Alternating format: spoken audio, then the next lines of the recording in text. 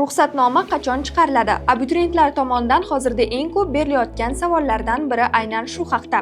Assalomu alaykum aziz kuzatuvchilar. Siz Oliygoh.uz YouTube kanalidasiz. Biz bu yerda abituriyentlar uchun eng dolzarb va aniq ma'lumotlarni taqdim etamiz. Xo'sh, ruxsatnoma qachon e'lon qilinadi? O'tgan yilgi, ya'ni 2024-yilgi tajribaga qaraganda ruxsatnomalar 9-iyul kuni e'lon qilingan edi.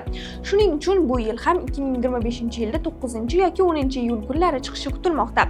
Ruxsatnomada nimalar bo'ladi? Bu hujjat imtihon kunidagi yo'riqnoma hisoblanadi. Ruxsatnomada test joyi, test topshiriladigan manzil, kirish vaqti, hudud nomi hamda tanlangan ta'lim shakli, ta'lim tili kabi ma'lumotlar bo'ladi. Ruxsatnomani qayerdan olish mumkin? Shaxsiy kabinet orqali quyidagi saytga kirib, ruxsatnomani yuklab olishingiz mumkin bo'ladi. Ushbu saytdan ruxsatnoma bo'limiga o'ting va yuklab oling. Umumiy qilib aytganda, ruxsatnoma test topshirish uchun asosiy hujjat bo'lib, unda test sanasi, joyi va boshqa muhim ma'lumotlar ko'rsatiladi.